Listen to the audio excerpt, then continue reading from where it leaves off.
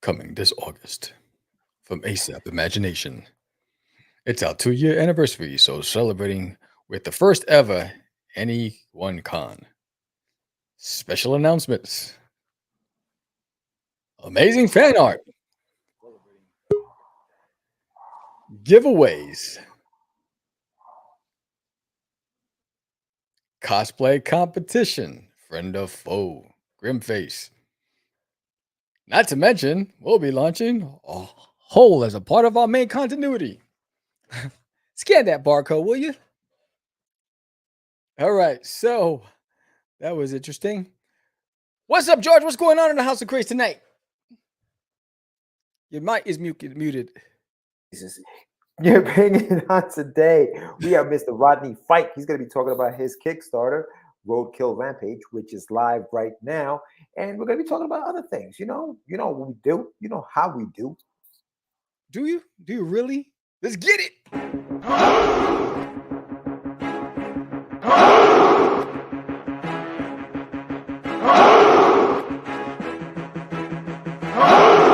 We are the only show for independents all around, giving you a platform to spread your word all over town. Catch the Craze is the place to promote to your fans with the dream of Medina and Sam the Crazy Man. Subscribe to our show and never miss an episode. It's time to get your mans, listen to us on the go. Updated every week, we never miss a day. Join the squad, come on in. It's time to catch the Craze. If you are an independent, catch the Craze. Making moves on your own, catch the Craze. On your grind in the streets, catch the Craze. Join the movement, catch the Craze.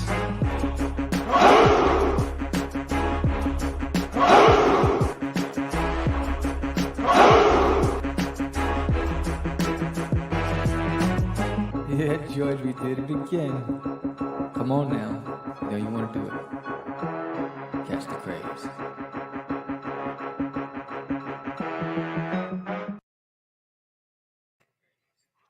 What's up? Welcome to Catch the Craze podcast. I'm your host, Mo, Sam the Crazy Man Vera, and I am with George, the Dreamer Medina. What's happening, everyone? Welcome to another exciting episode of Catch the Craze. We are live. It is Wednesday, August 10th, and we have a double header today, bro. We got two for the price of one. We have a show at 7, another one at 8 o'clock, so stay with us for the entirety of the 2 hours. We will be going out and coming back in. But if you haven't done so yet, please subscribe to the channel, hit the like button, comment below, do all those things so that it helps us grow, and it helps us grow the channel. We're trying to get to 1,000 subscribers. So if you haven't done so yet, subscribe and stay subscribed. You know what I mean? Help us get there.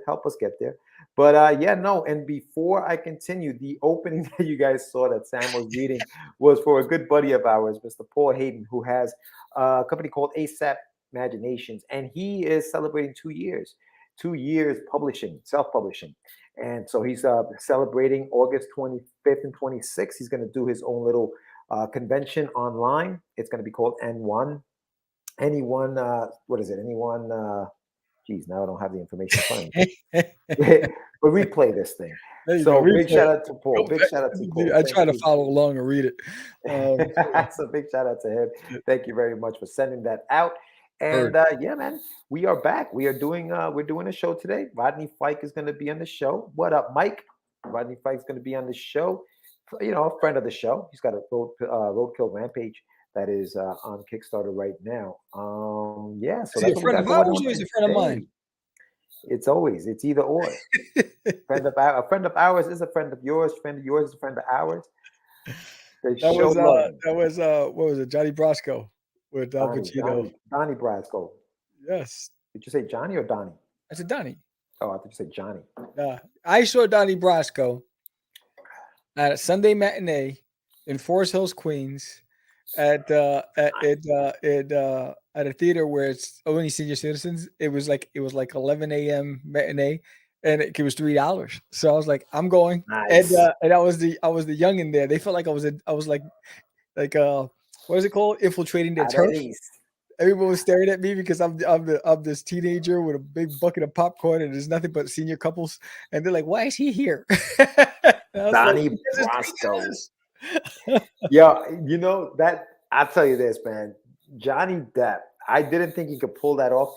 And I don't remember the movie too much because it's been a long time ago. At first, I was like, Johnny as a gangster? I don't know about all that, but he did a good job. He did a good job. He was good in it. A fantastic actor. I mean, come on, he did what was the one with was it Jack the Ripper or the Headless Horseman? What was that? It was Sleepy. It was Sleepy Hollow. Sleepy Hollow. Yeah. Yes. Yeah. He also did that one with the author in the woods. Yeah, I can't remember the name of that one. Yeah, I mean, he did some really good. Wow, he's got some stuff. He's got some stuff under his belt. And you know what it is? You never. He does roles where you don't really see him in the roles. He gets lost in the character. He does. Like he throws the makeup on. I mean, he is. You never really see him. Yeah. Oh, absolutely, Jack Sparrow. So he was in Terminator. He was in. I know he was in a Nightmare on Elm Street. Was it the original Terminator? I don't know. Was he? I gotta Google. Yo, real quick, is Anyone Con? NE1 Con for ASAP Imagination. I don't want to. Anyone can come. Anyone? Whoa, easy. That sounded weird. Yeah, Anyone Con. So check that out. It's gonna be on his channel also. So definitely give that a look. He said Terminator. Damn, he was acting up. He's acting. Oh yeah. Silly. Gotcha. Nah, Johnny's got some stuff under his belt, bro. He's got some stuff under his belt. Yeah, Johnny. I mean, he has a portfolio that's like none other. Lifetime Achievement Award. He should have already had that. I mean, the guy's just killing it. Lifetime Achievement Award. Sweeney Todd. That's what you were thinking, right? Yeah, did I freeze or did you freeze? Uh-oh. Did you go down, Sam? Oh, the storms got you, my brother. Oh, the storms got you. Sammy froze. Oh, no, he's going to have to come back in. Anyway, I guess I'm going to have to carry on without my friend. Look at him. He's just smiling. Can't even get off the air yet. Anyway, guys, yeah, so we have Rodney Fyke on the show. But before we get going, Sam would have wanted you to know that there's an Alien in My Toilet number 3 is going to launch on September 20th. What he's doing with the campaign is that anybody who signs up to the pre-launch page, which is live right now, I'm sure it's in the show notes. Anyone who signs up right now will get a print. The print is going to be a Cthulhu print, Cthulhu themed print. And he's going to send you a PDF of that print. When you sign up, you got to let him know you signed up. Hit him up. Yo, Sam, I signed up. You're going to get that print digitally. If you decide to, pledge to the campaign, there's no obligation. But if you decide to pledge to the campaign, he will include the printed. I believe it's not 8.5 by 11. It's like it's comic book size. So it's going to fit right into your sleeve when he sends you the comic. So that way it doesn't get damaged or anything like that. No water damage when he sends it to you. And he's going to send that to you with the book. So that's if you decide to pledge. So that's happening on the 20th. He also has another book that he's including in the campaign, and it's about duty and monsters. And because the campaign is launching on the 20th and it's going to go for a month, it's going to be around Halloween. So that's going to be a nice little fun thing for the kids. He's got Cthulhu in that. He's got, all the famous monsters, Dracula, Frankenstein, all this stuff. And it's just another duty adventure with monsters. So that's going to be included in the campaign. So you can pledge to that. It was supposed to be a one shot. I think Sam is thinking he may extend it. It may be longer than that. We don't know, but that's going to be there. Big storm of power went out rebooting. So there he is. That's what happened. Called Daphne. I can't even put your things up on the screen. But anyway, so that's happening. Make sure you sign up. And again, let him know. He's up to about 46 signups. So they're going. And we're going to be live, obviously, on September 20th here on the show. We're going to launch the campaign live. Hopefully he doesn't have this situation, pretty much like I did. But definitely show up, guys, and show some love and support, because that's going to be big. He's got alternative covers. One that is, it's got a shining cover. So it's like, here's Johnny, here's Duty. So he's got that going on. He's got a bunch of stuff, man. Sam's really putting his heart into this thing. He actually is doing the coloring, penciling, inking, and lettering for the monster book, while issue number 3 is being, drawn, colored, everything by him. I'm doing the lettering on that, but the other one, he's doing it all. So he's a busy dude. So that's what's going on that end. As far as the Adventures of Wonder Duck, some of you might have already gotten your stuff. If you did, let me know. Thank you so much for the support. George Sam is gone. Let's push Wonder Duck and Technicots. Yes, so definitely check that out. If you've gotten everything, let me know you've gotten it. Some of you have not. Mike, you're one of them. Your stuff came back to me. The post office decided that the stuff that I was sending to you guys was not media mail because it's a comic book, even though it doesn't have any ads. So they returned all that stuff to me, which I have now decided to send back out to you. I've had to do other, new labels and all that other stuff. Whatever. I won't bore you with the details, but that is going to you guys, and hopefully you'll be getting it pretty soon.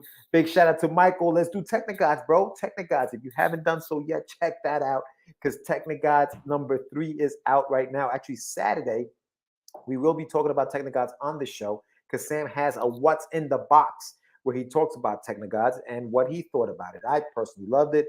Let's see what Sam thought of the book itself. The guys were on the show, and it was freaking awesome. So big shout out to Michael Sammartino and Technicots. I also wanted to give a couple of shout outs to some other indies, including Mark Torres from It Came From the Radio.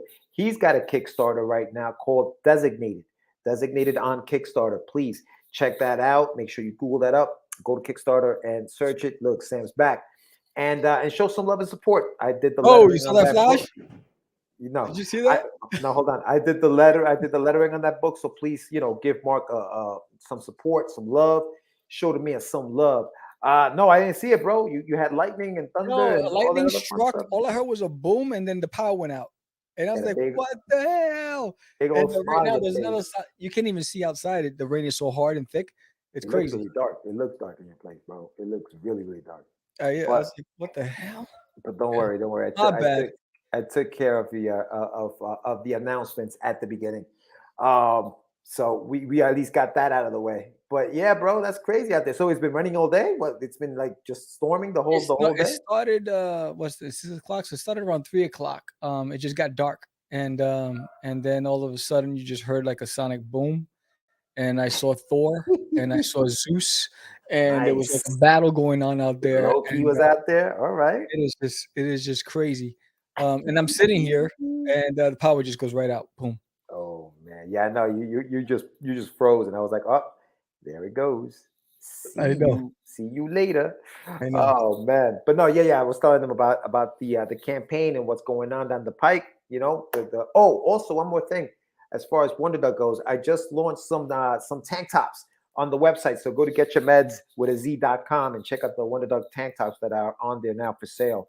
It's been hot out there, so I figured I'd throw some up there. So that's new on the website. It's got different colors and all kinds of fun stuff. So check that out. But yeah, Sammy, it's gonna be a fun one today, man. We got Rodney Fyke on the show. He actually did a cool piece of duty for you for the first campaign, I think, right? Yes, issue 1. Yep, absolutely. Michael, Sam is back. Okay, back to Alien in my toilet. Okay, guys. By the way, if you're going to be in Texas next week, come and check me out at booth number 25 at the Arlington Comic Fest. I'll be there on the 20th and the 21st. Doors open at 12 p.m., 12 to 7 Saturday, and 12 to 5 on Sunday. So come down, check it out. I'll be there signing the copies of the books and doing commissions. So hope to see you there. Baby, convention time. Yeah, man. Hopefully next month. No, not next month, next year, I should say. I'm going to start a nice little list of conventions that I want to do, start signing up for those bad boys and start hitting the road. Yes. And do some of these bad boys, man. Yes, and actually, Tech the Gods, Michael Sammartino is an official sponsor of Catch the Craze. Oh, holla. So you'll be seeing some of his promos once I get them from him running down the pike. So that's going to be pretty dope as well. Just want to bring that up. Yeah, it's a lot of cool stuff. And if you haven't signed up, help us get to 100. We're at 46. Thank you for the 2 new signups today and the 6 signups yesterday. Pretty dope, pretty exciting. So every day we've had a few more people sign up. So I definitely appreciate it. We're on our road to 100. If you've been enjoying the drawing live streams, you know that everyday duty has been scouring the earth, whether it's climbing a mountain or the desert or falling down a waterfall in search of supporters for the campaign. So sign up. It's going to be big. It's going to be fun. It's going to be amazing. All right. So, watch yourself. So without further ado, we're going to take a commercial break, and we come back. We're going to bring our guest in. All right. So why should you subscribe to Catch the Craze? Hear from our previous guest.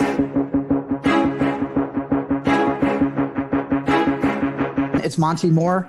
I'm a 30-year comics veteran in comics, games, and movies, and you've been watching one of my absolute favorite podcasts, Catch the Craze. You are watching Catch the Craze. What am I listening to? And you're listening to Catch the Craze.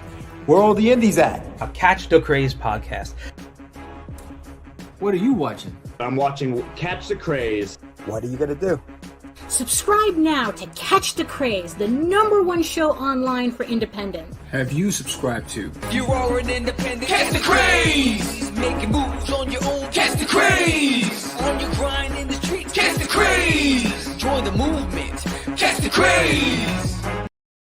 Welcome, Mr. Fyke.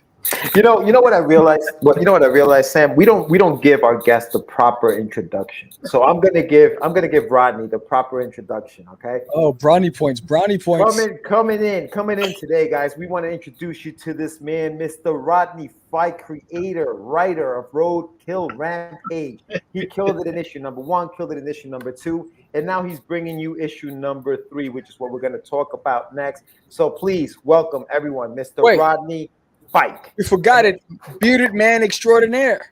You see, and then you give him the clap, and now we're in. Now we're talking. What's up, Rodney? How you doing, man? What's going on, fellas? Hey, man.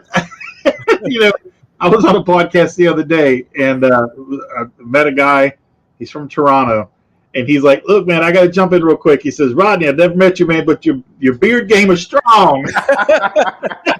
And I was like, "Oh, okay, cool." Your beard game is strong indeed. So you know what's strong too? That image right behind you, bro. Holy cow! Look at that! Look at that thing. Wait. Yeah. That's awesome, brother. Awesome. So how you been, Rodney? It's been a little while since we last spoke. How's everything going? Everything's going good if I can breathe. All right, we're good. You're back. I mean, it's good, man. We've just been busy as hell. We got Roadkill Rampage 3 live on Kickstarter right now. That's right. I'm on the script for Pitter Patter. Got something new brewing to go alongside of that. Can't talk about that yet, but things are going good, man. Issue 3 has topped issue 2 as far on Kickstarter as far as sales and backers and stuff. So we're growing. That's good. We're getting more eyes on it. So that's incredible. We're just having fun and making friends and making fans and creating. And what else can you want out of life? That's what it's all about. And you've been hitting the road as well. You've been doing the convention circuit. Not a lot. We did Dayton, Ohio, and we did a couple of anime cons, all in Ohio, and then we're doing Cincinnati Comic Expo in September. But this year we weren't really sure what to expect as far as if COVID was going to come back, if people were, we were still kind of in that flux when it was time for planning these shows. Right. So we just erred on the side of caution. Yeah. Which allowed us to stay at home and create more stuff. So we will be out and about more next year than we are this year. But yeah, we just playing it safe and just kind of staying close, just in the state of Ohio and doing our thing. So yeah, that's kind of like what I'm thinking. We were talking about just before you came on. That's my plan too, man. For next year, just get a list of shows that I want to do next year and just start hitting the road and doing some of those shows. Just let this one ride and go out that next year and do our thing. But you know what, Rodney, you've been on the show before and we've spoken to you plenty, but maybe somebody who's watching the show for the first time has no idea who Rodney Fyke is. Do you want to give us a quick introduction into who is Rodney Fyke with this amazing beard on the screen? Mr. Beard. It's so funny because for such a long time I couldn't grow a beard, but here we are. Let's see. So, hi everybody. I'm Rodney Fyke. I am writer, artist, creator, penciler, inker, colorist, sometime letterer. I've been creating comics since the early '90s. I started with the Superior 7, which was a black and white superhero comic book that I did with my friends from high school. We did that. We printed 5 issues. We did about 9 of them, but only 5 of them saw print.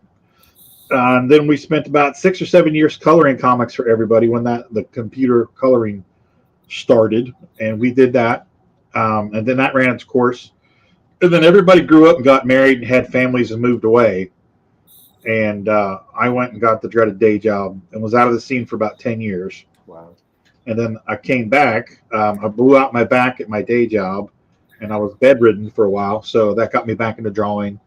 And I met my wife, Tina, and we started talking about, what I used to do and everything. And she's like, well, why don't you do it again? So we jumped back in with Peanut Pudding and Jelly, which was our first book, an all ages kids book, semi-autobiographical book based on my brother and sister and I, about the kids that believe that they're superheroes, but they don't have costumes. So they run out and they do chores around the neighborhood to earn money to go buy costumes, and they go out in the neighborhood and face all the supervillains. So we did that.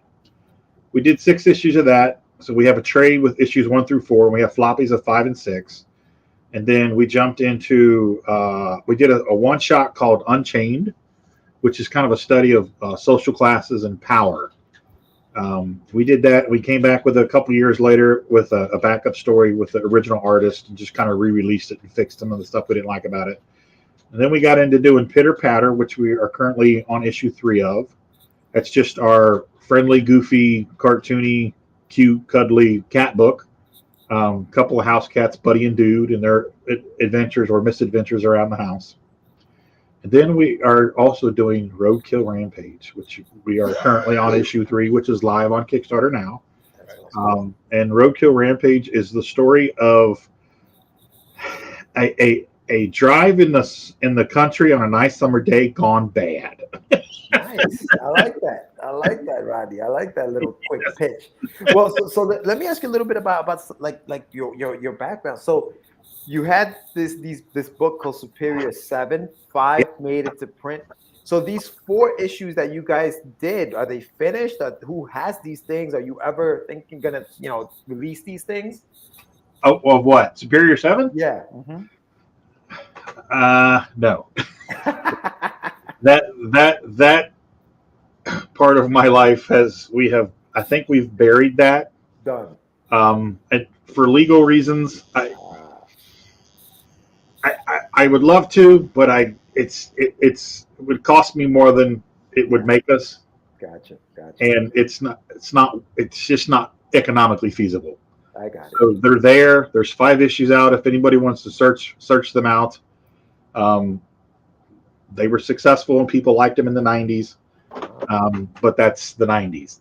Yeah, no, I hear you.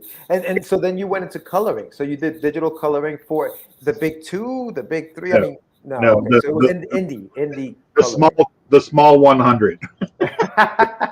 And you guys, so that's cool, man, because you were hitting that when it first started. So that must have been like you guys were doing something that nobody was doing. We saw the rise, the crescendo, and the fall. Yeah. Because when we started, nobody was doing it, so we were getting a really nice page rate. And as the years went on, so we had about 2 or 3 years of really good, rates.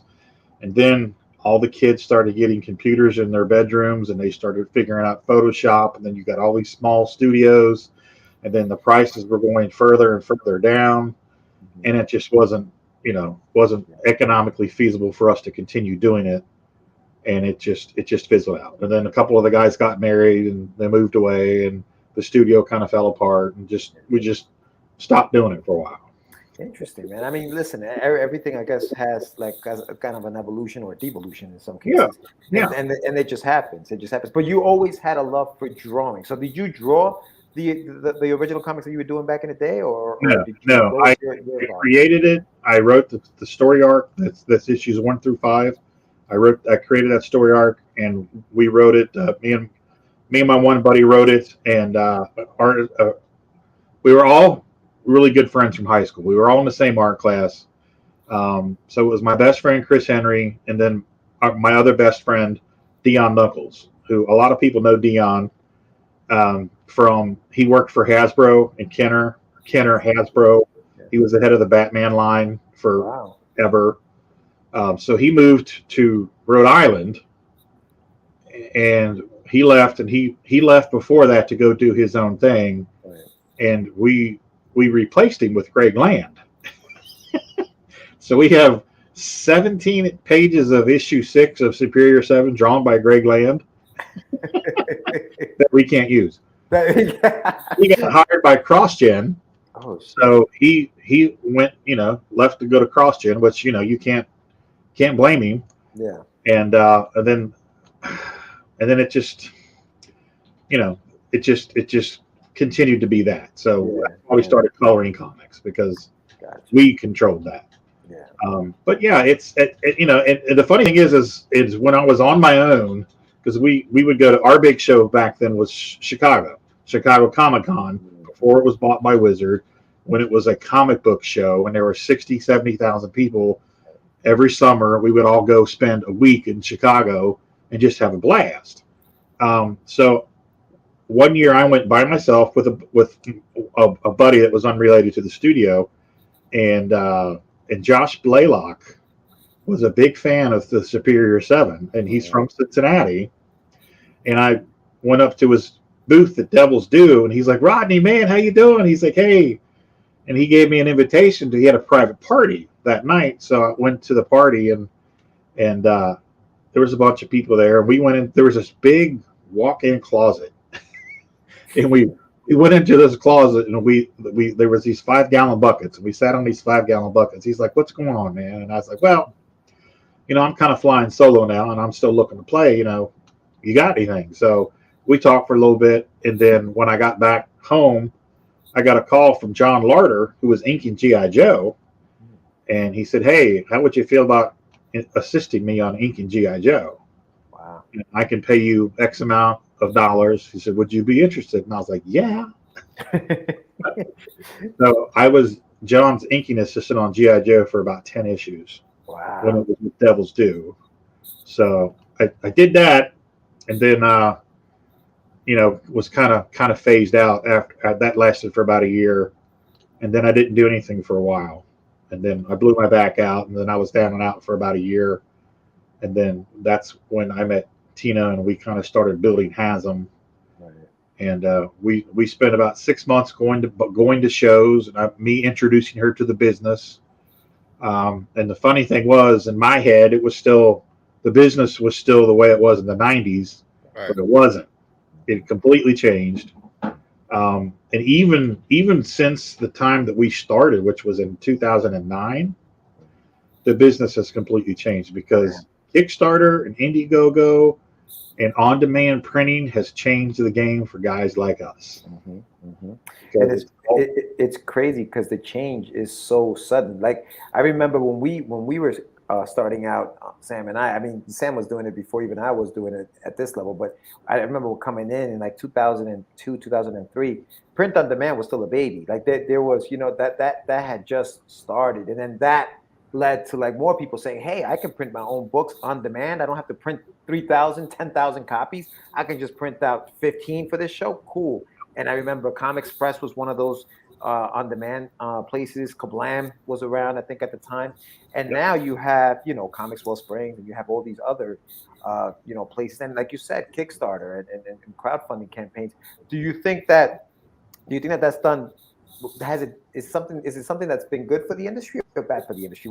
What's your viewpoint on that? I honestly think it's been great, because it's given so many more creators who would have never seen the light of day a spotlight in the sun. Yeah. I mean, let's be real. None of us would have ever gotten a shot at Marvel or DC. Right. And if we're being honest, I mean, if I'm being 100% honest, I would be lying if I said I never wanted to write the Avengers or Spider-Man. That's just bullshit. And everybody, you know that. Mm-hmm. But I realized the mountain that I was going to climb. And I know I'm a good artist, but I'm not, I'm not Jim Lee. I'm not John Byrne. Right. But I can write with the best of them. I think I'm a pretty good writer. Yeah. So it was never really one of my goals to work for the big two. I just wanted to work in the industry, and I just wanted to be respected among my peers. Yeah. So, and if one of those fell into my lap, sure, I'd take the opportunity, but that wasn't really what I was working for. Right. You always wanted to create your own stuff, write your own stuff. Because we control our own stuff. Oh yeah.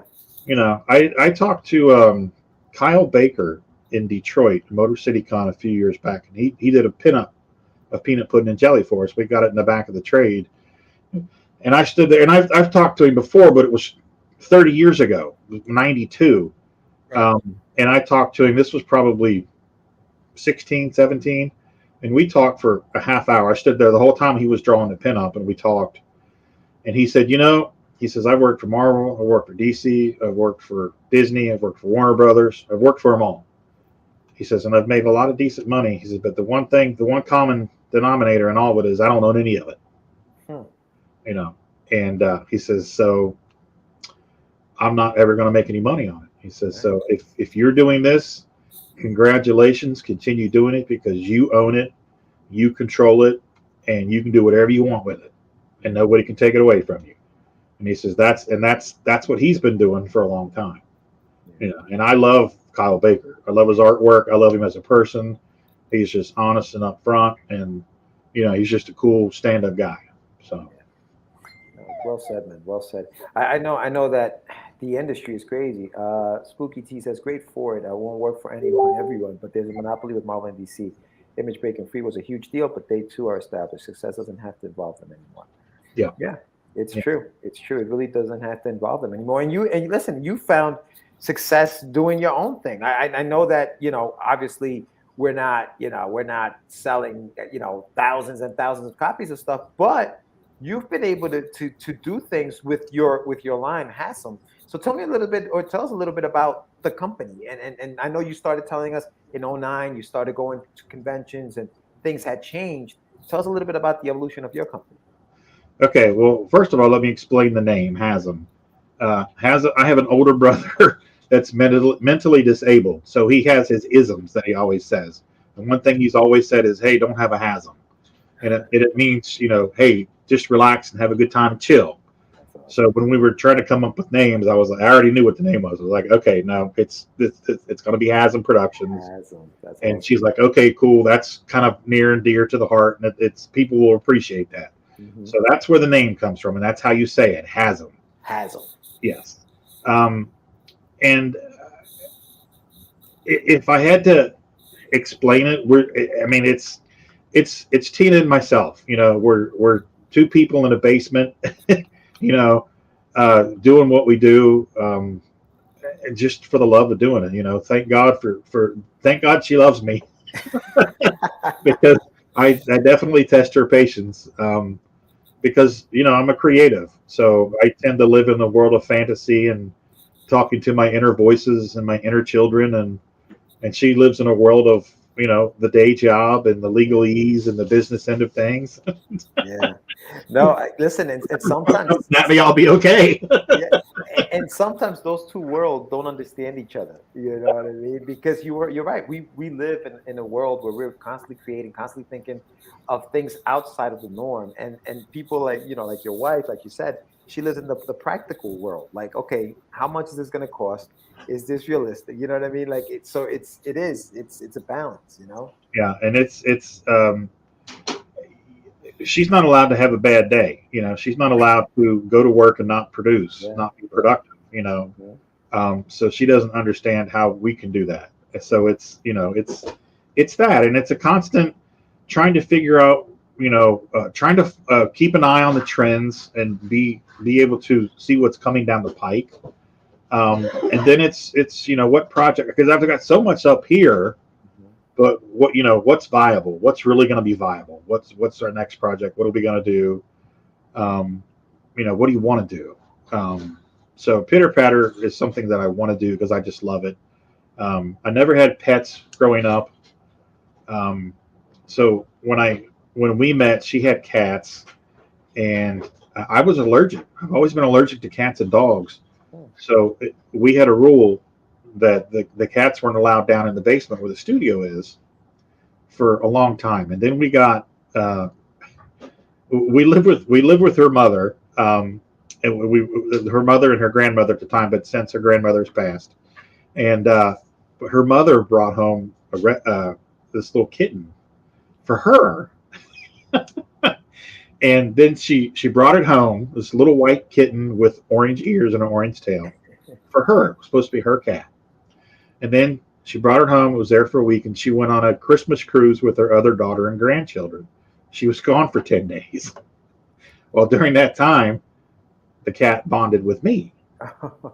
And he's right here. His name is Sherman. He's a 17-pound baby. Let's see if I can... That's a big dude. That's a big baby. Oh, wow. That's pretty C. But so I'd be down here all day long listening to the cats upstairs play. I mean, listening to the pitter patter of their feet, which is where the name comes from. Got it. So a lot of things that we produce are things like that happen that kind of influence the books. Yeah. You know, I drive. I have a part-time job where I pick up and deliver fleet cars for various companies, pharmaceutical reps, Amazon, whatever, vans, trucks. So one day, and we travel to 5 surrounding states: Ohio, Kentucky, Indiana, West Virginia, Michigan. I was out one night. I was out one day on a Friday, and it was in the summer, and it was 95 degrees all day long. And I was coming home, and I was stuck in Columbus, Ohio, in construction traffic, and I was moving 2 miles an hour. And there was this dead baby raccoon on the side of the highway. It was just laying there, and his hand was kind of extended out like this. And he just looked like he was laying there sleeping. His fur was just blowing in the breeze as the cars were passing him by. And I just looked at him. He was so cute. And I thought to myself, where was he going? You know, who's waiting on him? Who's going to miss him? You know, and then it just started snowballing. So I grabbed my cell phone and I started talking into it. And that's how Roadkill Rampage was born. Dude, but I gotta tell you, right, I've heard this story before because I've seen other interviews, and I love that story, man. Like I love the fact that it's so organic. and I'll tell you, I can relate because I drive for my day. I drive all day as well, and there are so many different things that you see as you're driving, and the ideas just keep popping into your head for different things. Do you walk around at this point? And I know we have phones. And I know we can put stuff in notepads, but do you carry a pen and a pad with you, like in the car all day, in case something else pops up?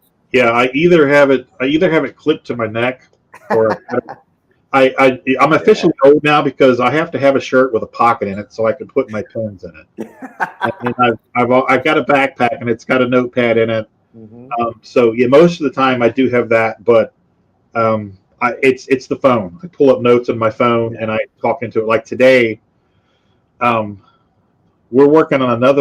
starting on another book that I'm currently writing as I'm writing another issue of Pitter Patter. And this other idea has come to me, and I was telling Tina about it over the weekend. And so I'm trying to write this other book, and this other character keeps talking to me. And I'm like, shut up, I'm not supposed to be talking to you now.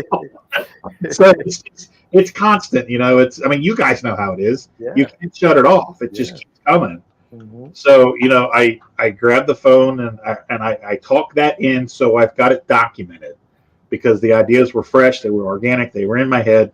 So I got it out of the way, hoping that would push that out of the way and open up the other thing, which it did, so I could get back to what I'm supposed to be doing. Right. Let me ask you a question about your creative approach, because how do you decide what you want to illustrate and what you want to outsource as far as illustration? It's basically what I feel comfortable drawing. I'm more of a cartoony guy. Yeah. I love a lot of detail. Like when I was inking G.I. Joe, that was perfect for me because I'm really anal with the detail. And if you guys have ever seen any of my illustration stuff, it's very high-end detailed stuff. The fan art pinups that I used to do back in the day, that I don't do anymore. But I enjoy, for me, I think my strength lies more in the pitter-patter kind of stuff, the peanut pudding and jelly kind of stuff, because the other stuff is just, it would be more of a struggle for me. And there's Tina right now. Little cameo. Yes. Like Roadkill Rampage wouldn't have been the same book if I was drawing it. And I realize that it's going to get done a lot quicker, and it's going to get done if somebody else is doing it, and I can concentrate on the writing, because Roadkill Rampage was really a challenge for me, because one, it was my first jump into the horror genre, and two, it's an intricate story. There are a lot of things weaving in and out of the story. There's a flashback in issue 3. The first 3 pages are a flashback, but it opens up. It tells you something about what's already happened, and it shines a new light on it. So it really opens up everything more and lets you know that there's a bigger world that we're not seeing. So doing that, and that's the kind of stuff that I've always loved. I'm dialogue heavy. People have compared my dialogue to Quentin Tarantino. Nice. I've since learned that I need to trail some of that back because it's too much. And I've just learned so much. Roadkill Rampage is the first book that I've actually had a real live flesh and blood editor edit me on it. And we've had a couple of different editors from issue 1 to issue 3. And that's really taught me a lot. It's taught me to let the art speak for itself certain times, because I was trying to shove everything in my head into the words and the script, and it was just overkill. Right. If you read it, the people that read are like, all right, I don't need to be told this. I don't need to be told that. And I wasn't realizing that. I was just verbally vomiting everything out. So, it's a learning process. And it really, it's really taught me, restraint. And it's taught me what needs to happen in the story to move it along and get to the end. Do you, Rodney, when it comes to your writing and when it comes to your creating and putting your stories together, do you do the whole, Bible? Do you do outlines? Like, what is your writing process when you're creating these stories, especially something as intricate as Roadkill, for example? We started out initially, no. And then I was struggling with where we were going to go for it, because initially it was just supposed to be a one-shot. But the issue 1 turned out so well, and we got such positive feedback on it, that we decided to churn it into a 4-issue story, a 4-issue miniseries. And I had an idea about what to do with issue 2. I got the idea about the dogfighting ring, and it just mushroomed from there. And then what happened in issue 3, and as I was writing issue 3, what happened in issue 4 came to me, and it just all, they say things happen for a reason, and I think it happened. It happened because it taught me how to do a beginning and a middle and an end, because I never got to do that with the Superior 7. And Pitter Patter is just a book that could go on indefinitely because they're cats. The same thing with Peanut Pudding and Jelly. So it's nice to be able to write a beginning, a middle, and an end. And knowing that you can go back and revisit it with different characters from different perspectives and different things that happen in that world for different stories. But this initial story in this world is started, and it's going to be finished, and it's going to be in one little package, nice and neat, and it's going to be done. That's awesome. That's the thing is, the book is done. Adam is actually inking the last 2 pages today. Well, he's done with the inking. He's doing the gray washes, and then he's gonna probably take a break for a week or so, and he's gonna hop on issue 4, which the script for issue 4 is already done. It's already been edited, and it's waiting on him. Nice. So you don't have to. Nobody has to worry about that. But yeah, and it's as far as the Bibles and stuff like that, I have done that. I did that with the Superior 7. I built a world because it was based in the future in 2070. So I built a world, and those characters existed in Cincinnati, Ohio, much like the Marvel characters are in New York City. I always loved that. that you recognize landmarks when Spider-Man was flying through Central Park. Central Park. So I wanted to do that with my characters. So I built that world, but I built it in the future. And the IPs that we have now don't really call for that. Okay. And as far as Roadkill Rampage, I guess I could do it, but the answer, the cut and dry answer to that is I haven't. That's all in my head. Got it. Yeah, no. I was looking through your campaign, and you have something really cool that I don't think I've ever seen in one, where you build your own. You have a thing where you build your own reward. Essentially, it's probably like the first reward. So it's build your own reward. It starts at $1. Basically, you just kind of pick whatever you want out of your add-ons, and that becomes your reward, which is very, very, very different. I've actually never seen that on a Kickstarter before, especially, and it's good because this is your third issue, so it's good for people to say, all right, you know what? I don't have issue 2. Maybe I can throw that in there instead of, I'm going to start from 2 to 3 instead of, having to do all of them at the same time. And Sam is just running through these things, bro. Look at these beautiful pages. Holy cow. Yeah, that's all Adam Fields. He's just. Yeah, no, it's gorgeous, dude. It's gorgeous. If you scroll back up, Sam, because there was at the very beginning of this thing, you have his process. And he draws traditionally, right? He's got the 11 by 17 sheets of paper and. No, that's all digital. Yeah, I was gonna. Yeah, so his process is still digital. He just does everything digital. Yeah, except for he was inking some of the pages organically because they moved. Okay, his wife got a job, so she had to move, and she went ahead and moved and started her job, and he stayed with the kids till the end of the school year so they could finish out school. And his job was to sell the house, pack up the house, move the family up to northern Ohio from southern Ohio. So there was a point where everything, his studio was packed up, and he was inking everything on board. Okay, I got you. So most of it is organic or is digital now. That's cool. Yeah, because he's got the digital pencils, and he printed it on 11 by 17 Bristol, hand colored it, and scanned it back in. That's pretty cool, man. And it's neat to get out, because I'll be sitting here working, and I'll get a message from him on Facebook, and it'll be the pencils, and I have to approve the pencils. Right. So I've got the script sitting right here, and I'll pull it up and I'll look at it and I'll say, okay, this worked. This is cool. This is cool. Wait, why don't we flip this panel or do this or that, the other?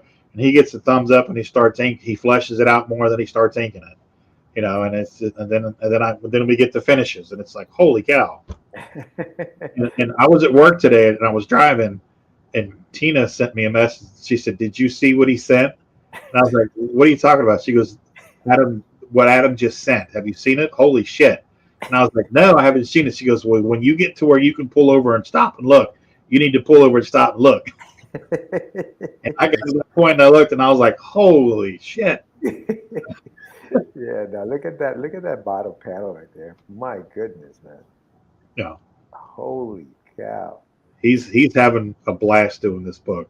Yeah, dude. So is this a thing where like your next issue is your favorite issue? Is this what's happening with like Roadkill Rampage, or like do you have a favorite issue so far? I think my favorite issue is going to be issue 4. Yeah. Because I'm implementing some story techniques you'll see it in issue 3, but you'll see more of it in issue 4. And the way we round it out and wrap it up, pretty happy with. And we're actually going to do a 1 week. What's it called? It's called a 1 week left on the Kickstarter, and we've given Adam the script for issue 4 that only has like 4 pages in it. He doesn't know what happens. He's got everything but the last 4 pages.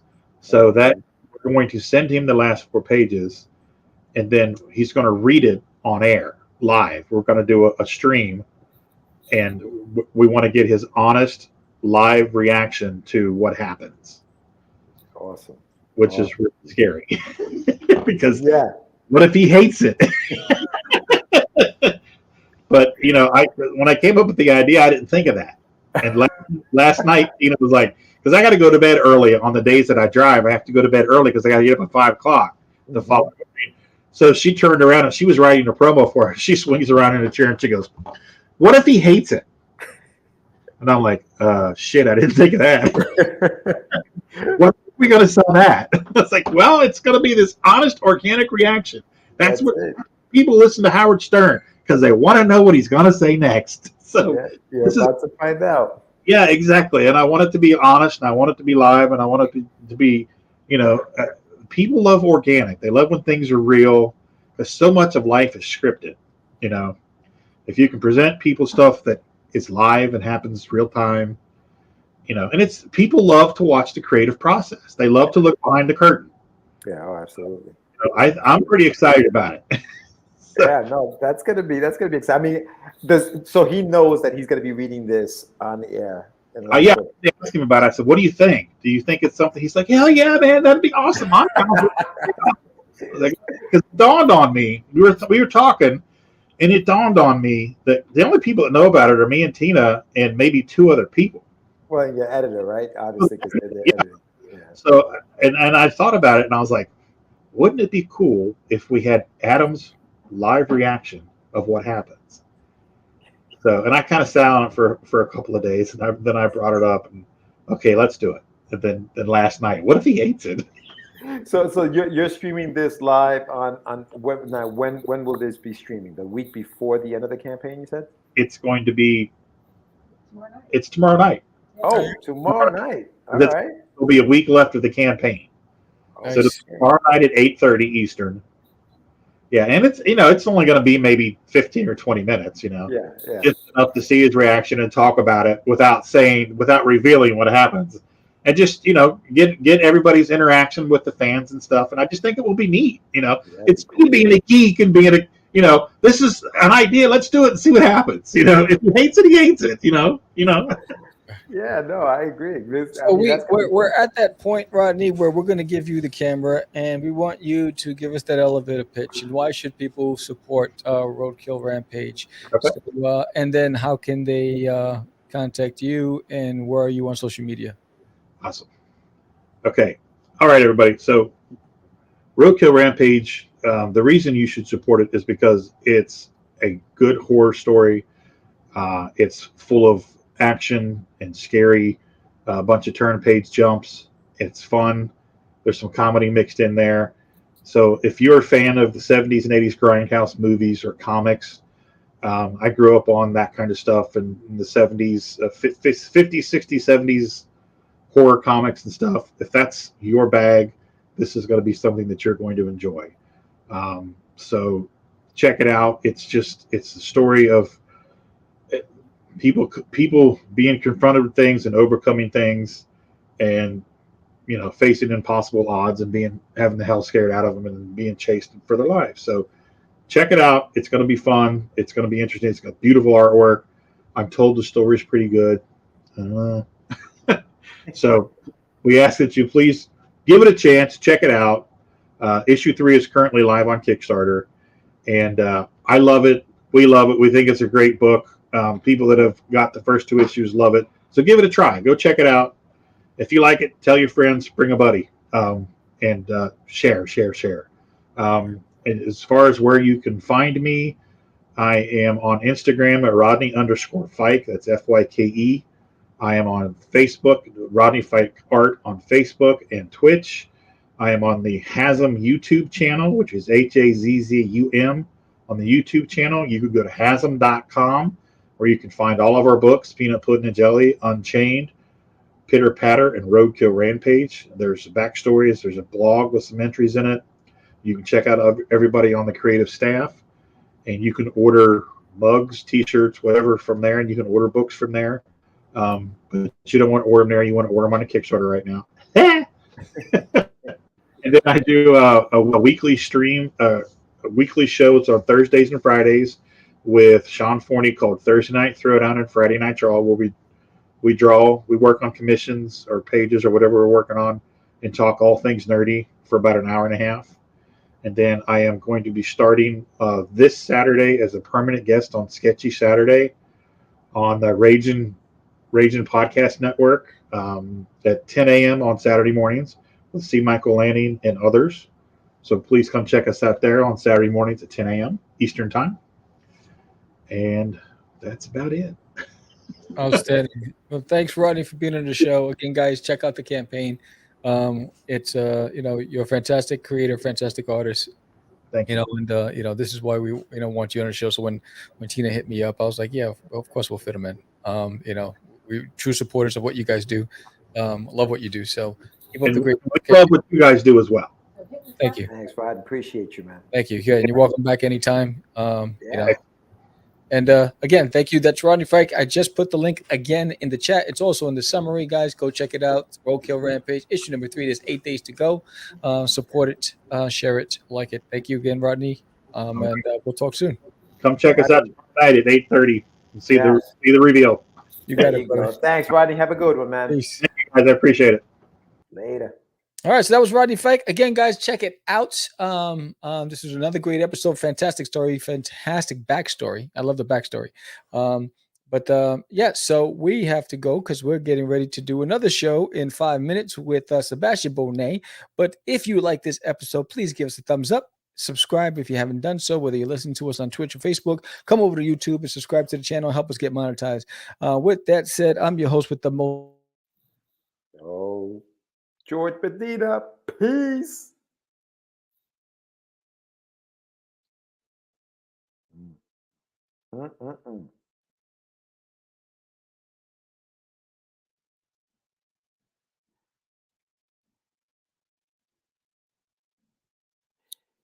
Sammy crapped out again. Later, guys. Peace out.